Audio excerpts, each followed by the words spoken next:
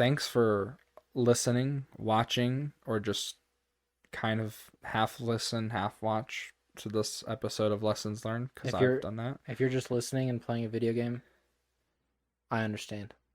I do that. I don't understand, and You don't do that? I don't know. I don't even want to talk about that. That sounds disgusting. What do you mean? What do you mean? What do I mean? I'll play like League of Legends.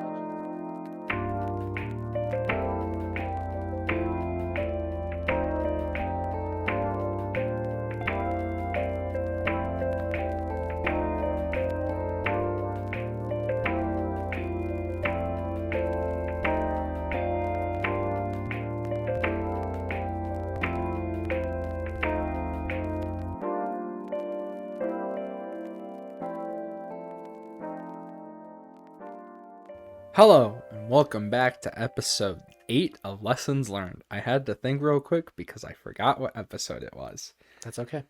Also, you might be going, that kind of looks like the clothes they were wearing last week. Well, It is. because it's been 10 minutes for us. Yeah. I'm Dillon, I'm Evan. and this is episode 8 of Lessons Learned. Are you ready just to jump straight into this? Yeah. All right, we're going to jump straight into Let's this. do it. We got some good stuff this episode. Cool. Alrighty. So, the thing that we're going to be going over today is chaos, basically. But it's a specific kind of chaos. He has a couple different kinds that he talks about. So, this one he calls the primordial chaos, which is the chaos that existed before order and chaos were separate. Oh. It's like this unified thing that encapsulates everything. Okay. Okay. So that's where we're going.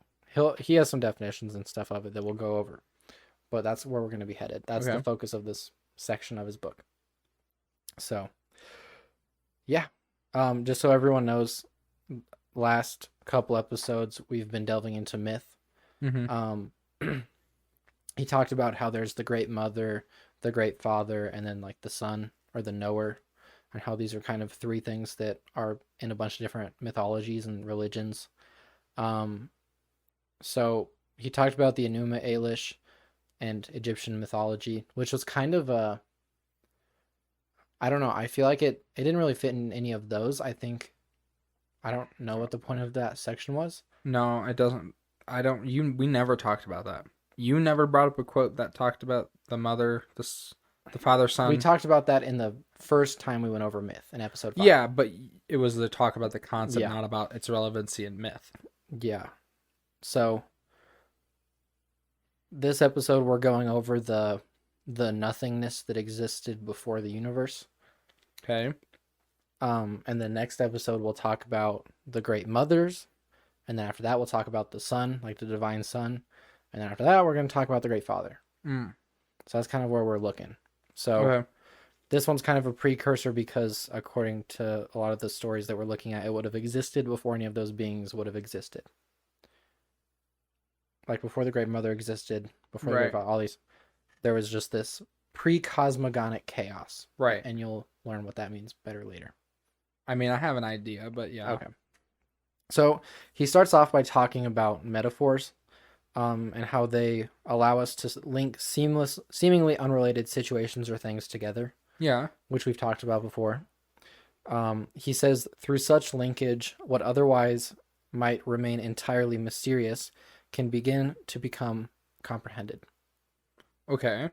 Okay, so knowing that, mythic symbols of the chaos of the beginning are imaginative pictures whose purpose is representation of a paradoxical totality. So I'm gonna make sure you understand the first part of that before Please do. go into the specifics. So knowing that we can use metaphors to comprehend things that we might not normally be able to understand. He's saying that these symbols that we are about to go over are an attempt. They're imaginative pictures who are trying to represent what the thing is.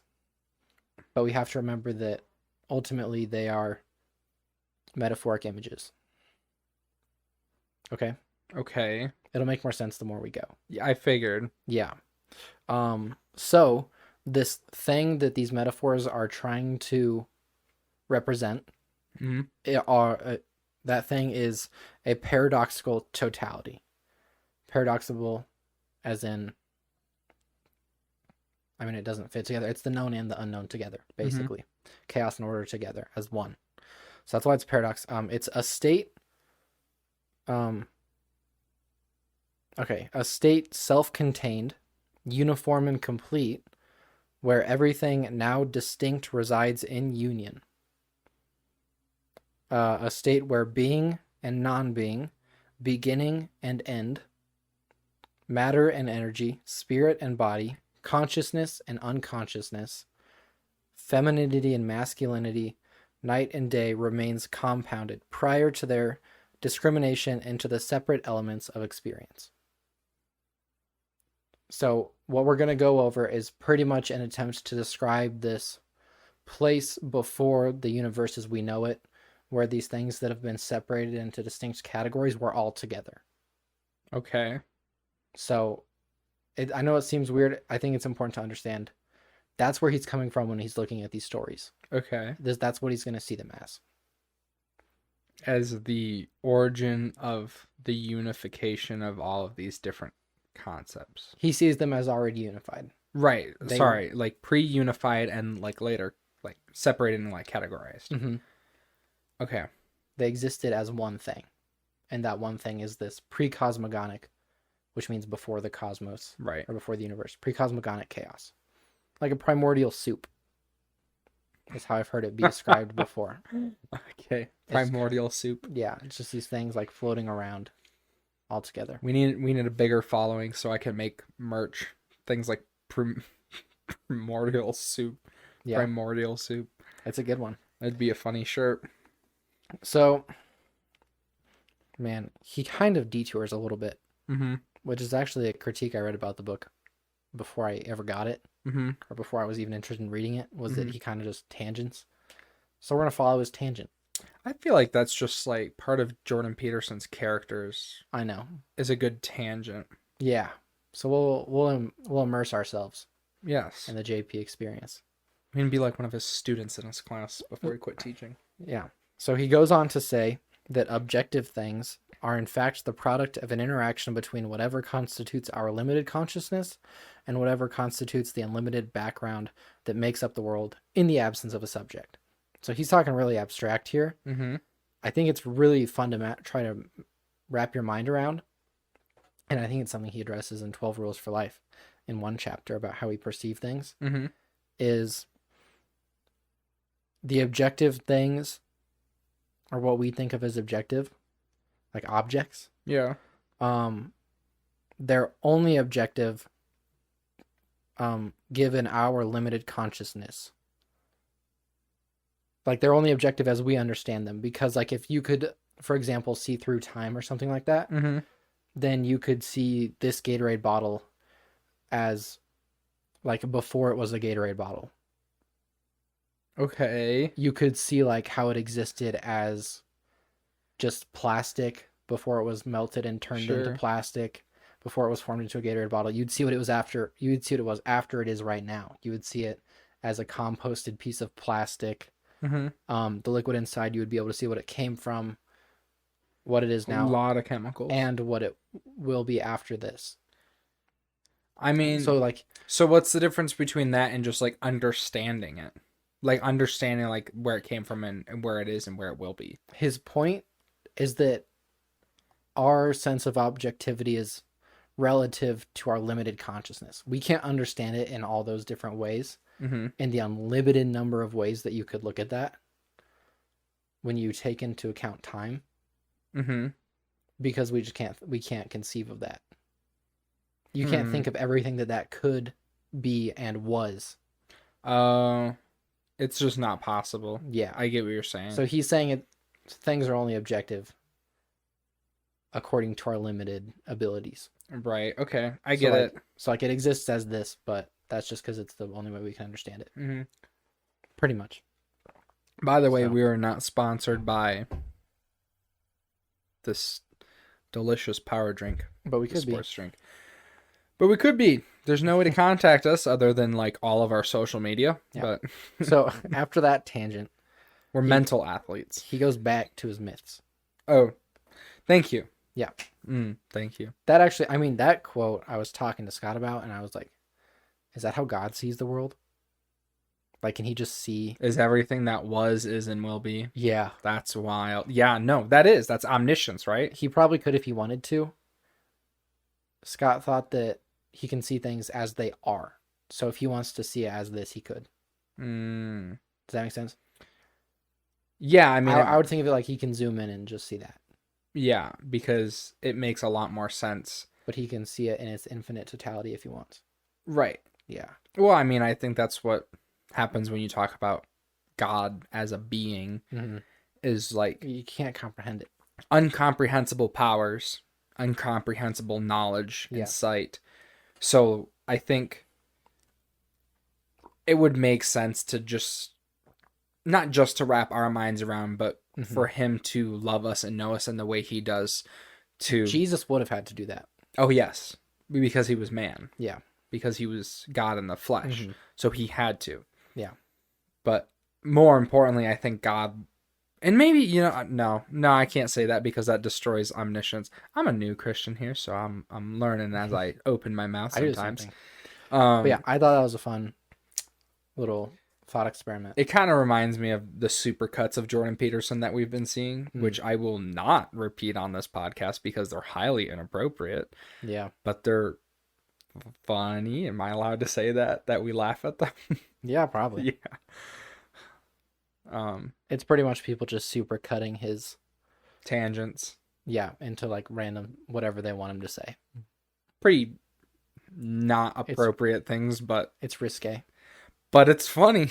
There was always fun and risky things. That's part of comedy, is pushing the limits. Yeah. Yeah, absolutely. So then he goes back to his myth.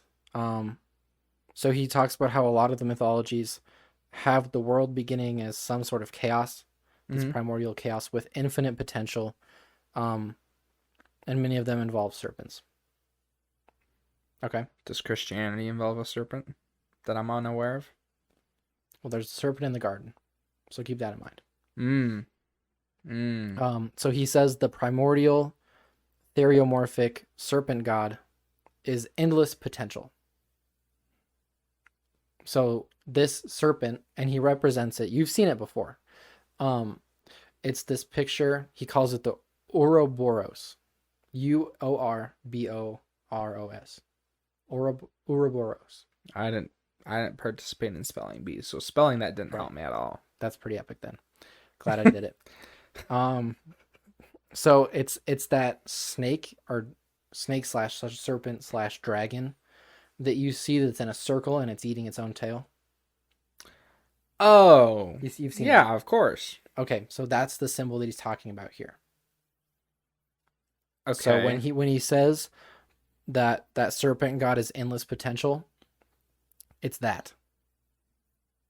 It's that thing. So he's made the claim. Now you can see if you think he's proved it once we start going through his evidence. So can you just reiterate the claim one more time so I have a full grasp of it? The primordial serpent god is endless potential. It can be anything. And he hasn't proved that yet. Nope, he's just claiming it. Yeah. So here's the serpent that eats itself has endless potential. Yes. So here's why. Okay. The Ouroboros symbolizes the union of the known and the unknown, explored and unexplored, and masculinity and femininity. He also mentions that it is the reborn knower because it sheds its skin. So what he's saying is when it's this, pretty much the Ouroboros represents that like primordial soup. Because I know it's hard to wrap your mind around. And that's what he talks about at the beginning of this section, is that this one's probably the hardest to define because it's something we can never experience. It's hard for us to understand it, which is why he emphasized the metaphor thing at the beginning. Okay. So you don't have to know this perfectly. But in this state of the Ouroboros is the known and the unknown together before they've been separated. Does that make sense? That's why he calls it paradoxical. So it's not like you have to see how they fit together. You kind of just have to understand that they are together. What is they? Known and unknown. Known and unknown. You don't have to, but I feel like it makes sense that they It'd do fit together. be like the Tao egg idea, like that the world was an egg. Mm-hmm. It's like the contents of that egg is the known and unknown, and the explored and unexplored, and masculinity and femininity. Okay. He sees the serpent as the same thing. I don't understand how he sees the serpent as the same thing. And maybe that's just like a personal thing. Like, personally, I don't see the serpent in that light at all. No, I know what you're talking about. Okay. Like, and to paint a better picture for those whom are just listening, well, and everybody that's watching, because it's not like we have graphics. It's a serpent, snake, or dragon, and if you're a dragon nerd, a wyvern, the snake-looking dragon, to fit the theme of serpents. And it's just bent in a circle, so it's eating its own tail. That's it's not a complicated picture. No, it's not complicated at all. Let me see if this helps you. So he thinks that this serpent god, this Ouroboros, is whatever being is prior to the emergence of the capacity for experience. So before we could experience things and start separating the unknown into the known, there was this place where we couldn't experience, and the Ouroboros is trying to represent that. Why that thing? That's what he's going into now. Okay. So I just don't understand because we haven't just gotten there yet. Probably. Okay. I think you just kind of have to, for now, accept it as we go. I will accept it, even though it makes my insides itch a little bit. I will accept it nonetheless. So he says, the Ouroboros is one thing, as everything that has not yet been explored is one thing. It exists everywhere and at all times. So it's one thing because if you take as an abstract concept everything that, let's just take you for an example. Me? Everything that you have not explored can be categorized as one thing. Sure. That's the unknown. Yeah, that's the unknown, yes. But let's say that before you could even experience anything, then the known was also in that category because you couldn't have known it because you couldn't experience anything.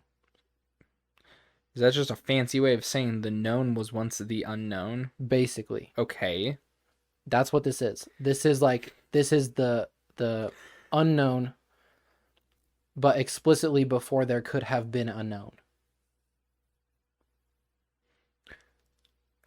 I get what you're saying, and we're going to move on because I don't think me asking any more questions is going to fix it until we just move on with this point. Okay. That's why he calls it paradoxical. And it's weird. Okay. Yeah, so he says it exists everywhere and at all times. Because it necessarily has to. Because no matter what, there's going to be stuff that you don't know. Yeah. In time, throughout time and throughout space. There's stuff you don't know. And that can all be categorized as this same thing. He's saying, though, and so I think he's specifically seeing it as this psychological development where, like, before consciousness, where you couldn't experience anything. Okay. That everything was just, like, unknown. Yeah. And that's all that existed. And then, like, we gained the capacity to experience things. And then that's when the world separated into the known and the unknown. But before that, it was just this like weird thing that we can't even comprehend now because we do have a known. Is this kind of like Adam and Eve in the garden before they ate the fruit? He does bring up Eve, Well, but because I mean, like, so he does have a different example from the Bible. okay, So that might help me more. okay, it's not a good one. I get what you're saying. Like, I understand what you're saying. So here's I just there's no connection between what you're saying and the dragon for me. here's why. Here Okay. it is. Here's examples of the Okay. Ouroboros. So number one is Tiamat. Mm-hmm. You remember her from the Mesopotamian story? Yeah. She was like this mother. She was a dragon. Okay. Yeah. She also represented the chaos, if you remember. Yes. Her husband was order, she was chaos. Right. So Marduk slayed chaos and made the world into order, Mm-hmm. basically. And then there's Apophis, who is a serpent in Egyptian mythology, Mm-hmm. who represented chaos, Mm-hmm. who was also slain. Mm-hmm. Do you know about Jormungandr? I love Norse mythology. Tell me about Jormungandr. Jormungandr is the world serpent, Mm-hmm. and well, it's a little different in Norse mythology because Jormungandr isn't the beginning. Okay. What is he? Well, he's the world serpent. As far as I understand it, he's coiled up in this same sort of ring idea, and that's what's keeping all the oceans in. So, and there's so many different ways to tell the story because there's different versions of the story, etc. Anyways, Jormungandr is the world serpent. Yeah. On Midgard, and the story of Jormungandr is basically he's like a small serpent, and then he eats and grows and grows and grows and grows Mm-hmm. until he wraps around the world. And once he's during Ragnarok, the end of everything, when Jormungandr is like the size of the world and wraps around the world, I think it's like 7 times, or it's crazy. Mm-hmm. He's massive. That's when him and Thor fight. Okay. And basically, from my memory, they end in a stalemate because it's the end of everything, so they both die. Mm. But that's what that is. Okay, so he's different then, a little bit, but he still is this massive snake that can encapsulate everything. Yeah, that's the idea, is that he, like, I think he eats Midgard, which is Earth. Right. Midgard is Earth. But again, my memory is very fuzzy on it because I haven't read Norse mythology in a while. I think we get the general idea. Yeah. So those are some examples of giant snake dragon things. Mm-hmm. So that's where they could come from. Yeah. He pulls another one from the Bible, which is called Rahab. Okay, have you ever heard of Rahab? I feel ashamed to say no. I didn't either. Okay. This is really where he misinterprets the Bible. Yay! Heavy misinterpretation. Oh, yay. So he talks about Rahab being in the Bible. Specifically, he says that he calls Rahab the Leviathan slain by Yahweh in the course of the creation of the cosmos. Excuse me? Sounds pretty foreign, doesn't it? Huh. I don't remember that story at all in the Bible or in Genesis, where like the Bible starts. Mm-hmm. And so does like everything. Yeah. So he has a long passage here from Job. Okay. Because he's talked about in Job. And I forgot that this was a section when I was talking to Scott about it. Mm-hmm. But he mentioned that Job is probably the oldest written book in the Bible. Okay. He thinks it was written before anything else. Mm-hmm. So it's this idea of like, there's like the Chinese dragons. There's dragons in Latin America, like in their symbolism and everything like that. Yeah. So I know you are interested in dragons. Yeah. Because they're awesome and they're totally real. So what we're positing here is Or that were real. Job talks about this dragon-y figure. Mm-hmm. And that could have been something that existed. Right. Okay, so that's where it is in Job. Okay. However, let me find. So later then, in Psalms, he talks about Rahab. So in Psalm 89, 9 through verses 9 and 10, it says, "You rule the raging of the sea. When its waves rise, you still them. You crushed Rahab." I switch between the two because I don't know which one it is. Yeah. You crushed Rahab like a carcass. You scattered your enemies with your mighty arm. The serpent overcome... Oh, no, that's another quote. But it ends with you scattered your enemies with your mighty arm. Okay. What do you take that as? So I actually am going to ask you to, what was it? It was Psalms?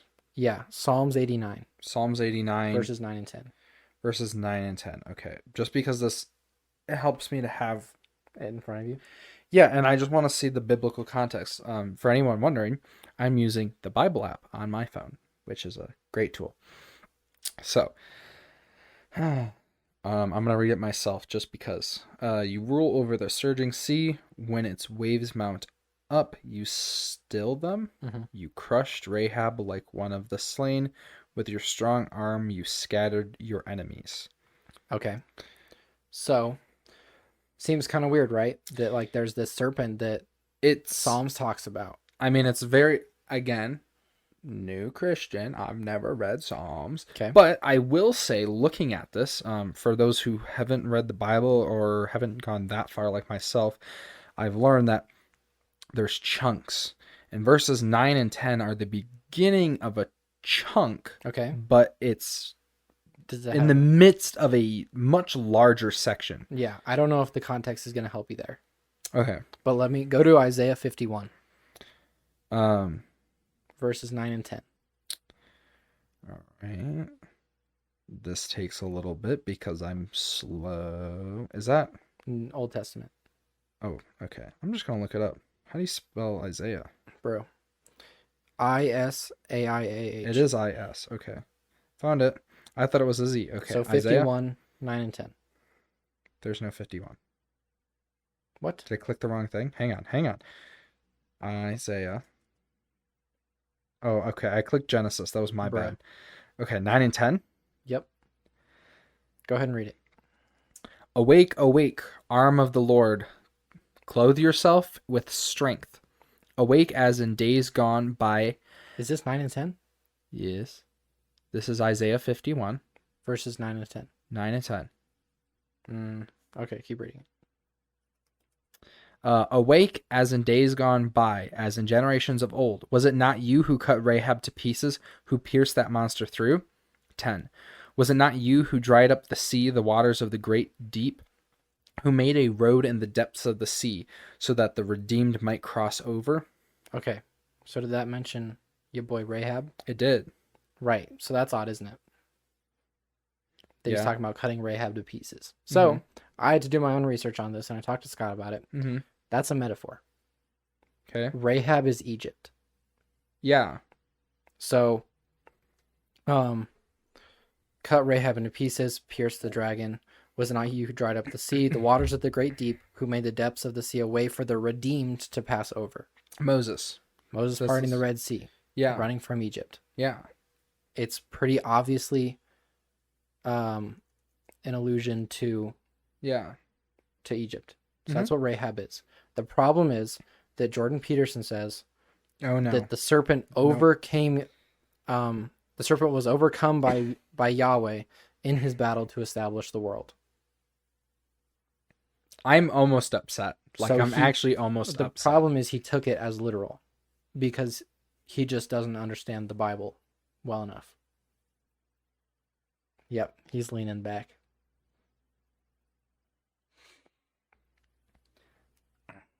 So this is why I said a week ago. Yeah. And by a week ago, I mean like half an hour for us. When I said, if you're not of the religion, you cannot understand the religious text. And then you said, that's a bold statement, but you're going to be proven right. And then I was like, let's go. Big brain over here. Hollow mind, big brain. That's exactly where I knew this was going to go. Mm-hmm. Because, and I think that proves up, or that brings up the point that you made last week, which is, that how, if he got this wrong in this level of context, how many other things did he get wrong in previous religions? But you can't go through the Bible and just pick things. It doesn't make sense. There's the verse where it talks about not wearing clothes of like mixed fabrics and stuff. Mm-hmm.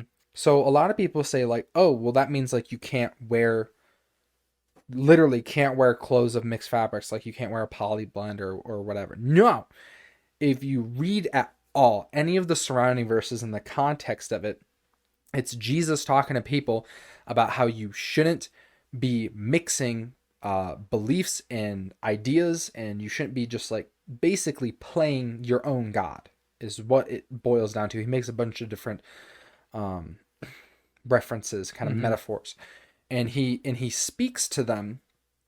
And I say them, and I mean the people, because the common things were to be a farmer, a fisherman, and a seamstress, right? And he makes three different metaphors, and they all mean roughly the same thing. There's a little discrepancy between each one. They all do mean a little bit of a different thing, but like he makes three different references to the three most popular uh, work jobs. Yeah, professions. Yeah, professions. Thank you. So I can't help but say this destroys almost his entire argument before this point in regards to using any of these religions. Because if he's this wrong about Christianity, I don't know what he got wrong or right about the other things. And that's what Scott and I were concerned about. Is if we know in the thing that we do understand well that he got something wrong, well, not how much can we believe right. that he correctly analyzed the other ones that we don't know about? Like, we are pretty much forced to take him at his word with the other stuff. Yeah, well, and it's not even like a little wrong. It's not like he was like, oh, like, yeah, no, I can kind of see the mistake. No, it was just like blatantly wrong because he obviously doesn't know the Bible.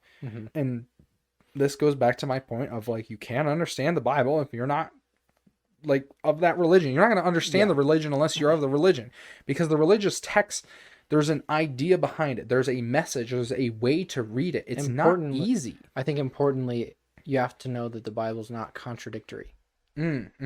Because that would, if it was contradictory, then in Genesis, it doesn't talk about any sort of Rahab being slain in order for God to create the world. But it does talk about it here, which would be contradictory. And if that was how the Bible worked, then sure. But it's all consistent. You know what's another great point to bring up is the errors in translation of the text in the Bible. This is something one of our pastors that we are rather fond of and hang out often with.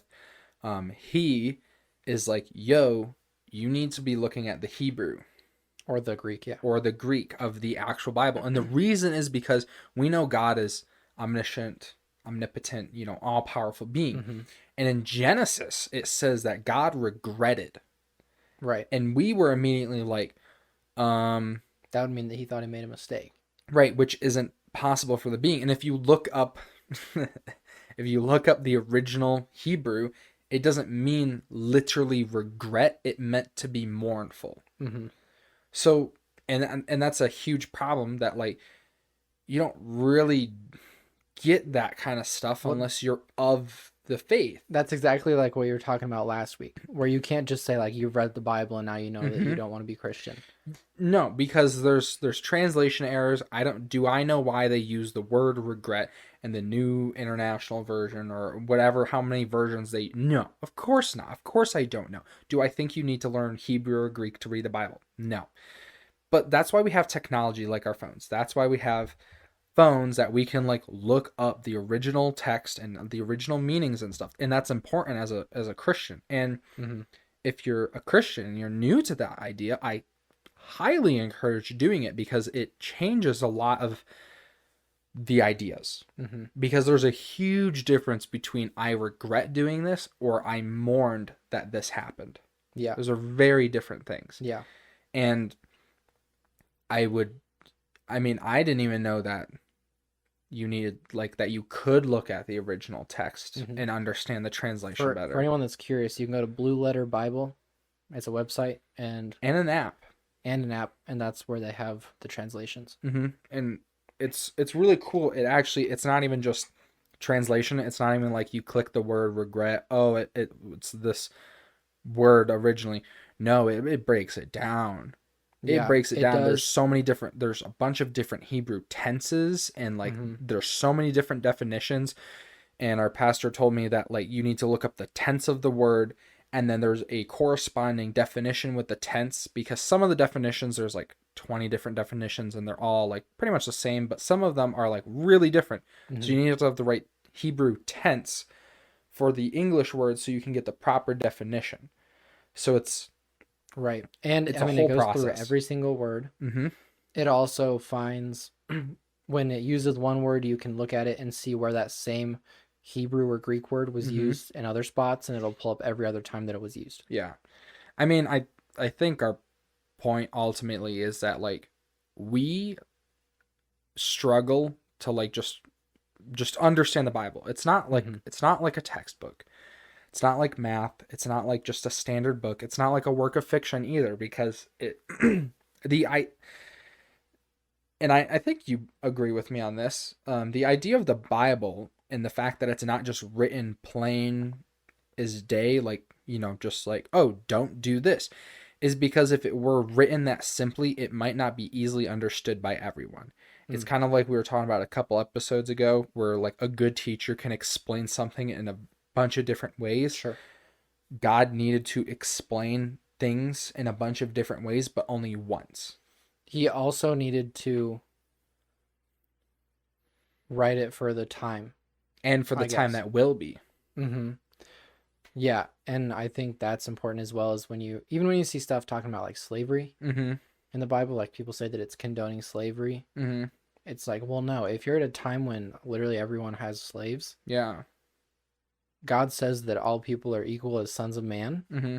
but to those that do have slaves, he says like feed them well Yeah. and all these things, like take care of them, Well, which is a revolutionary idea for the time. oh, But people absolutely. take that out of context and say, no, this told you how to be a better slave owner.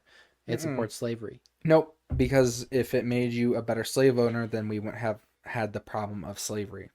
Hmm. Because the idea is that all men are created equal, and and even if you must enslave, and I think it was because of the times, because it was easily to become indebted to somebody, and the only way to pay off that debt was to be basically their Hmm. slave. Or if you're captured in battle or something. Yeah. Yeah. So like, it's that's just how society worked at that time. Hmm. But even then, God was like, no, everyone's created equal. Like, you don't own another one of my children. Yeah.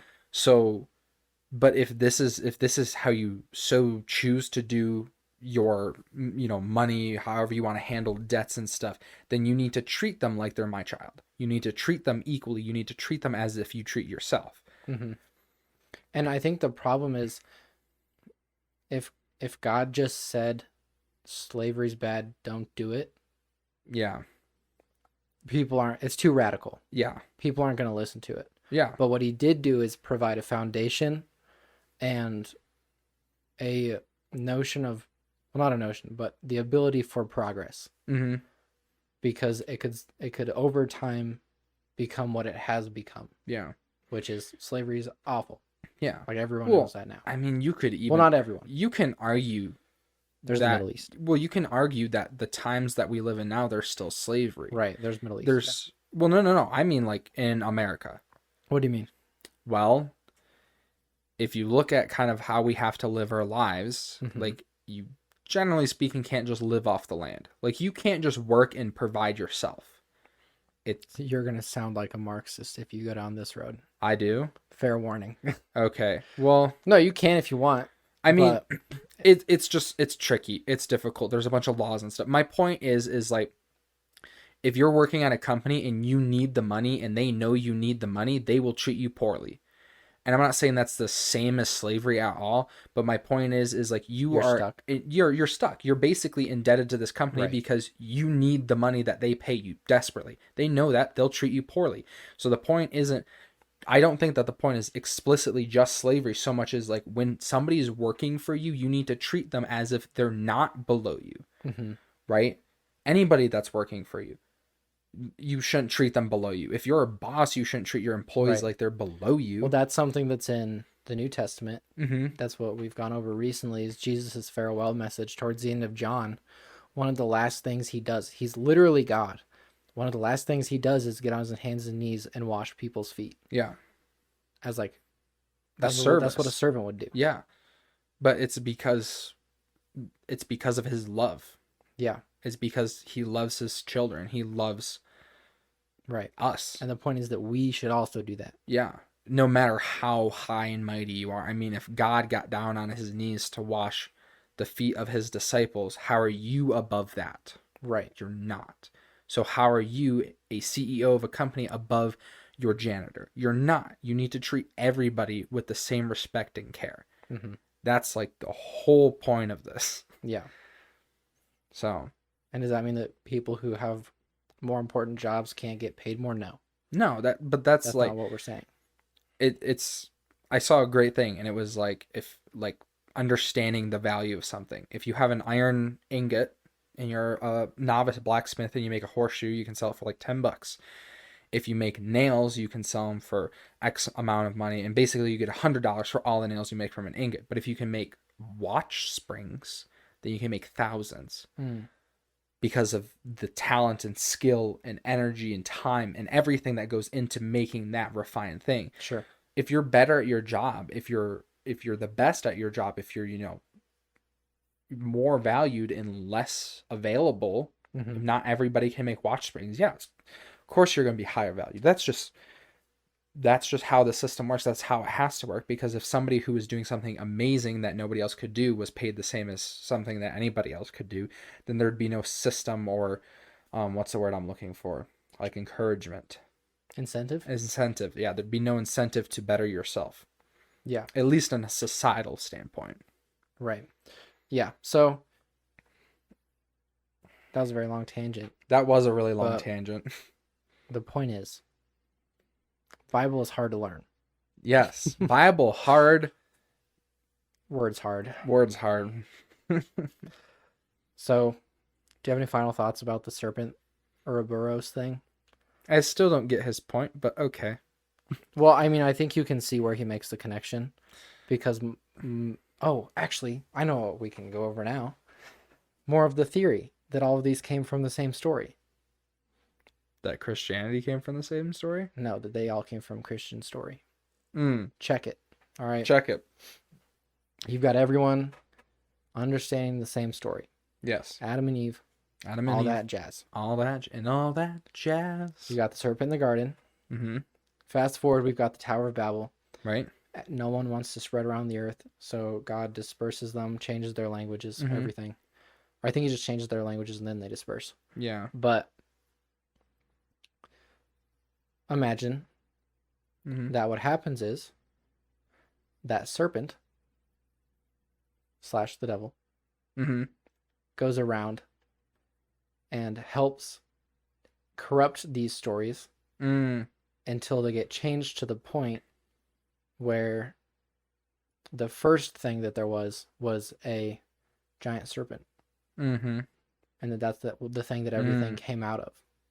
Because imagine how opposite that is to the Christian story. Yeah, I mean, that wouldn't surprise me at all. And some speculation. Sure. But I don't think it's flawed speculation. At least it's not implausible. Right. For sure. Yeah, I think that's a really interesting and it's kind of idea. What you were talking about last week. Yeah, it's exactly what I was I think that's what I was trying to get at ultimately last week. Well, and that's why we had to wait till this episode because I had to explain the Ouroboros first. Wow, that's actually a pretty good point you're making.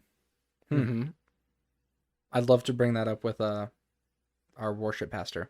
Yeah, that'd be sick. I think he'd get a kick out of that.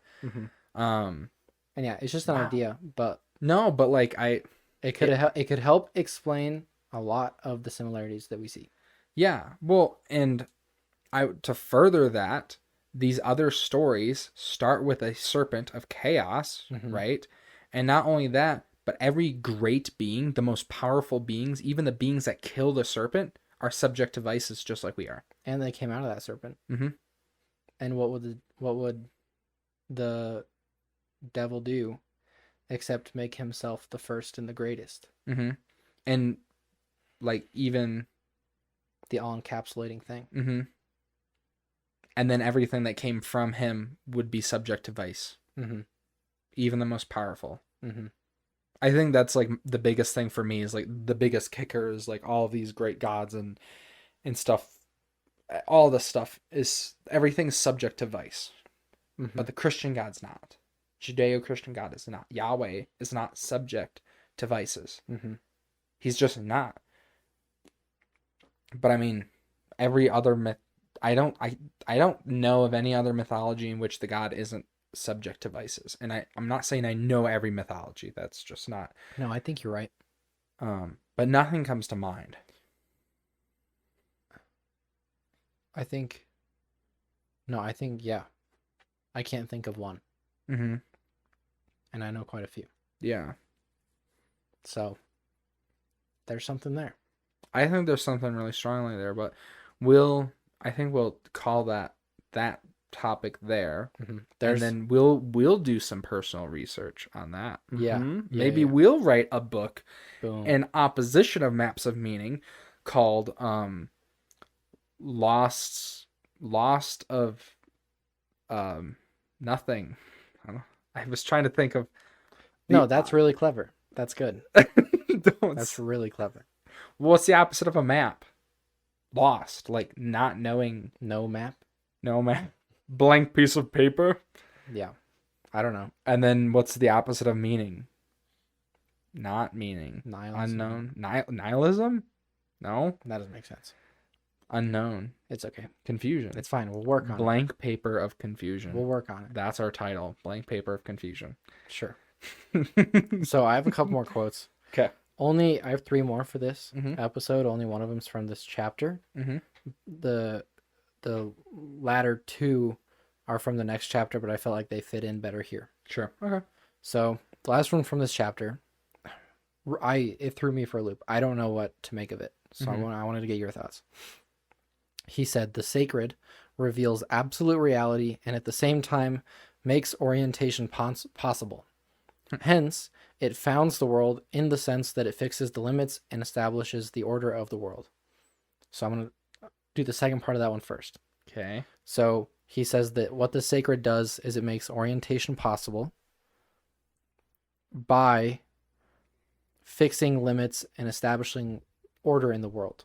So basically what he's saying is that the sacred makes it possible for us to understand the world because it gives the world order. Okay. Which I think it's pretty much the idea that it gives us a framework that we can use to look at and interpret the world. Can you define the sacred? Or is it literally just that's the definition? He just says the sacred. But I think that's kind of part of why I'm confused. But the part I want to focus on is he says the sacred reveals absolute reality. And I don't know what to make of that. Because is he saying that religion or a divine being or the divine in general is the only way to see absolute reality? Because I don't know how he can make that and not believe in some sort of religion. That's my question. This entire season of lessons learned is going to be me constantly in the back of my mind going, "But why isn't he religious? But I don't understand. He just said that religion is really important. So, but that doesn't what? He's contradicting himself, like And his own personal self." to be fair, this isn't him saying it. He's quoting it from someone, but he did keep it in, which I think matters. Who is he quoting this from? He only gives his last name, like Eliad. Okay. I think see if you can look up the quote. Mircea Eliade, Okay. who's a historian of religion. Okay. Can you figure out the context of that quote? Because if I have the context. Oh, you do. Look, he has like a paragraph before it. It's at the end of a paragraph, and he has 2 paragraphs. I just want to confirm: is the sacred, in reference to this quote, is the word or the words "the sacred" referencing religion explicitly? He says, We're waiting for Evan to read because he's super smart. he doesn't define it, but he says the world is a universe within which the sacred has already manifested itself, in which consequently the breakthrough from plane to plane has become possible and repeatable. I guess my biggest concern would be under what notion does Jordan Peterson understand the sacred? Like what value is he giving that? I don't know. Because if he's giving that the religious value, then he's basically saying, I'm not religious, but also religion is like fundamental to like being a person. and it's like, either there's no way he's saying that, or he's just so brilliant that it's just like, that wasn't even considered. I think that happens. I think that it's the same issue that can happen with like evolution, where people are so deep in it that they don't consider it. Well, I think it's just like it's an assumption that they don't consider. Well, I think it's just something that you and me have experienced because you're working in such incredible levels of like academia and stuff compared to me, where I'm just drawing a comparison that like I'm working on like more just tangible like ground working things. For kind of a lack of a better explanation. But I'm going back to like when you had bought this little sink filter. Oh my and gosh. You gotta bring up this. No, but like I have a good point here. Is like there's a sink filter, right? And on one end of the sink filter is this little rubber plunger, and then above the rubber plunger is like this metal basket that catches food from your sink because we don't have a garbage disposal. There's a little plastic pick that goes through the metal like basket down into the rubber stopper, and it holds it all together. And the problem that we were looking at was like we didn't want the sink to not drain. We just didn't want the food to go down the drain. But the stopper was stopping the sink from draining, and it defeated like the whole point of why Evan got the basket. The problem is that you can just pull the plastic pick out and pull the rubber stopper off, and then put the rubber stopper and the pick back together and just put the metal basket in the drain. But he didn't even think of it because for him it was just like that's just what it does. But for me, because I'm like I work with so many like just like average things like engines, it's like just pull it apart. But like you're looking at like the actual literal concept of it, and I'm just looking at the mechanical aspect of it. I mean, that's the reason I even brought that up to you, like that we focused on the different things originally, is because of this book that was talking about how our prior experiences lead to how we interpret the world. Yeah. And so like to bring this all back to Jordan Peterson, like he himself describes where like our brains diverge, right? I'm looking at the like, can I take this apart? How does this thing literally work? And you're looking at like, what does this do and how is it affecting me? Which are ultimately very different trains of thoughts because like it makes us see and use things differently. And that's exactly what he's doing here. Is he's looking at something very differently, and I think he's just like jumping straight over this concept where we're like, well, why aren't you just Christian? Why don't you just believe in a religion at least, because you're talking about the importance, and he just hasn't even considered it because it's not that he's beyond it, but he's just like, why is he considering that? He's not talking about that. What he's doing, I actually talked about this with Scott. What he's doing is he's making a deductive argument. One example of a deductive argument, a very simple one, would be all men are mortal. Socrates is a man. Therefore, Socrates is mortal. See how that follows? I see how that follows, but I don't understand like. Well, yeah, I just want to make sure you understand. Yes, Socrates is a man. You're right. Yes, I wasn't. Right. Okay. Who argued against that? No one. No one. Okay. But so that's just how a deductive argument works. You take these two claims, these two truth claims, and given both of them, then this other thing. Yeah. Okay. I remember doing that my freshman year of high school, my sophomore math class. Okay. Well, so, one issue that can happen, and I got flashbacks to my philosophy class when I was at a different college, but one thing you have to look out for is if one of those first claims was incorrect. So let's change mortal to immortal. All men are immortal. Socrates is a man. Therefore, Socrates is immortal. Right. That's logically coherent, Mm-hmm. but it's incorrect. Yeah. That's what we're doing here with his. Oh. Is he has this argument, and we're kind of going through and saying like, okay, so if Rahab was actually someone that was slain by God to create the world, Mm-hmm. your argument makes total sense. Mm-hmm. Definitely. Except that initial claim that you're using is incorrect, which has to make the conclusion correct. Yeah. Even though it's logically coherent. Yeah, I mean, it totally is, like, it totally tracks with everything else Yeah. he's saying. It just falls apart where he got the part of, like, reading the Bible wrong. Mm-hmm. Just, that's all. The foundational of, like, the Bible. But if you grew up not Christian, mm-hmm. It would just make sense. Yeah. Yeah. Because but even if you just read the Bible, even if you didn't, like, infer anything from it and, like, look deeper into it like you're supposed to, you would probably be like, oh, man, he's kind of right. Like, man, right. Why didn't I think of this? Well, there's a reason you didn't think of it. It's because it's wrong. And even more importantly, it's also dangerous for Christians. Mm-hmm. If they read this and they don't see, like, not the traps, but, like, the errors, the missteps. Yeah. If they don't see them, then they could get convinced. Yeah. Of it. Well, and it's funny because, like, ultimately Jordan Peterson isn't saying, "Oh, religion sucks." He's saying this is really important and foundational to, like, the success of humanity. Yeah. He's and like, all these things seem to really help, and I want to figure out why they helped. And then goes, "I'm not religious though. What's up?" Right. And that's what kills me. Why he's not, I know. Mm-hmm.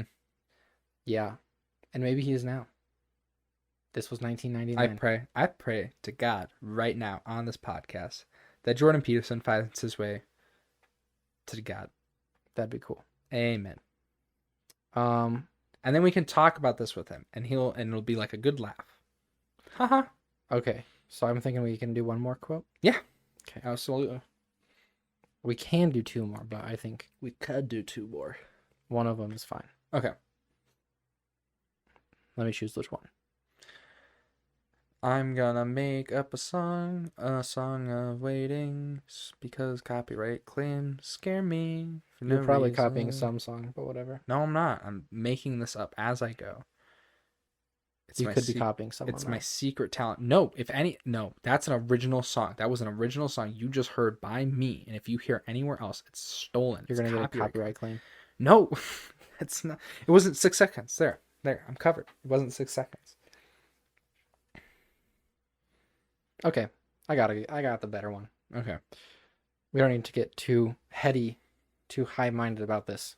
One of them, right? Because that's why I always go with it. One of them's just rougher than the other one to get through. Okay. Take longer to get through. Sure.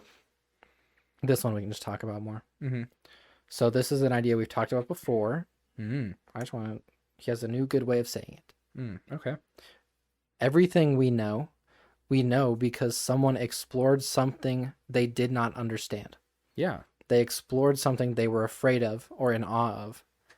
Everything we know because someone generated something valuable in the course of an encounter with the unexpected. Mm-hmm. Which I just thought was really good. Yeah, I think it's really, really cool because to kind of step down from being like slightly antagonized that Jordan Peterson just like got the Bible wrong in its entirety. To walk away from that. I wouldn't say in its entirety. No, but it feels like it. I mean, we know he does some really good stuff. Yes. No, I think that's like a terrific point to make because I think it ties in the importance of exploring the unknown. It ties in the importance of sharing what you learn from the unknown, which delves into like being a mentor, being a parent, just being a part of a community. And then it delves into why it's important to learn from somebody who experienced the unknown and is trying to teach you that, like, and which furthers the importance of community. I think it really ties into all of these ideas and these things because it's like, you should explore the unknown because if you explore the unknown, you'll learn. And if you learn from the unknown, then you can share it with and anybody. You can share that with anybody. And if you're anybody listening to somebody who has explored the unknown, you should listen to what they're saying, because they explored something that you have yet to explore, which is going to further your knowledge without having to do the same task, so that you can further that current knowledge. Yeah. I also saw it, I really like it as a call to action, where it's like everything at some point was unknown. Yeah. The only way it's known now is because someone went out and figured it out and learned from it. Well, so I see it as like, you should do the same. And I think that's why we should try to figure out this whole Tower of Babel tying into other religions and stuff, because that'd be cool. Right. That's a project. I copyright, trademark, whatever I need to do to. I don't think you can copyright that. I do a legal thing to. I did it first. Dibs. That's allowed. Dibs. Yes. Dibs. That's what Perfect. I'm doing. It's a legal dibs, actually. Yeah. I do work at a law firm, so I can confirm that's legal. Something we okay. Do. Yeah. Excellent. No, I actually really like that quote. I'm glad you ended with that quote, because I like it. Not necessarily something to explain so much as it's just like, yeah, it's a good grounding point. Yeah. Well, that's all I've got. Okay. I think that's a good place to end it. Yeah. Any final remarks? Not really. I think next week we're just gonna see more similar stuff.